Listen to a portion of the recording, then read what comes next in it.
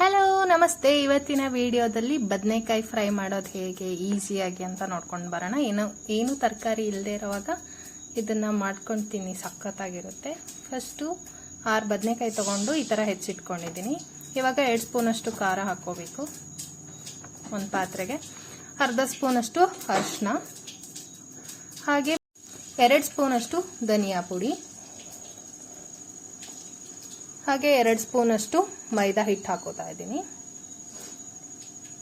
ಹಾಗೆ 1.5 ಸ್ಪೂನಷ್ಟು ಕಾರ್ನ್ಫ್ಲೋರ್ ಹಾಕೋಬೇಕು.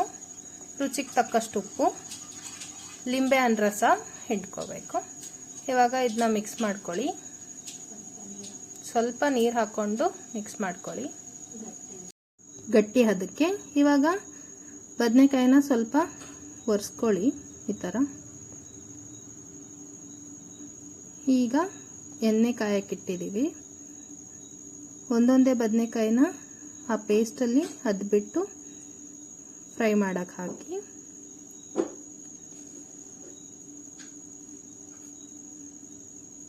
ಸ್ವಲ್ಪ ರೊಟೇಟ್ ಮಾಡ್ಕೊಳ್ಳಿ. 2 ಸೈಡು ಚೆನ್ನಾಗಿ ಫ್ರೈ ಆಗಬೇಕಲ್ವಾ. ಸೊ ಬದನೆಕಾಯಿ ಫ್ರೈ ರೆಡಿ ಆಗಿದೆ. ನೀವು ಮನೇಲಿ ಟ್ರೈ ಮಾಡ್ಕೊಳ್ಳಿ, ತುಂಬ ಚೆನ್ನಾಗಿರುತ್ತೆ. ನೀವು ಮನೇಲಿ ಟ್ರೈ ಮಾಡ್ಕೊಳ್ಳಿ.